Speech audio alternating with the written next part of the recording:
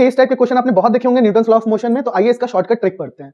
जब भी ऐसा ब्लॉक दिया हो, 3 ब्लॉक, 4 ब्लॉक, 5 ब्लॉक, जितना भी ब्लॉक दिया हो और इस पे एक फोर्स अप्लाई कर रहे हैं, तो बोलता है find the acceleration of the system. तो इसका acceleration of the system is equal to net force by net mass. तो आपको करना क्या है, नेट मास। तो यहां पे करोगे क्या, फोर्स आपका लग रहा है F अपॉन मास टोटल कितना है m1 plus m2 plus m3। अब इसी क्वेश्चन को आगे बढ़ा के ऐसा क्वेश्चन बोल देता है कि find the force between this m1 and m2 and find the force between m2 and m3। तो आपको कुछ नहीं करना है, जो एक्सेलरेशन आएगा उसको इस मास से मल्टीप्लाई करके जो यहां पे फोर्स आएगा वो हो गया खर्च हुआ फोर्स। तो ये जो फोर्स लग रहा है उसमें से ये फोर्स को माइनस कर दोगे, the force between this and this आ जाएगा, और फिर यहां पे जितना फोर्स लग रहा है इसको माइनस करके इन दोनों के बीच का फोर्स आ जाएगा। आई होप आप नहीं समझे। तो आइए एक क्वेश्चन देखते हैं। 40 न्यूटन फोर्स एक्चुअली लग किस पे है, 4 kg पे।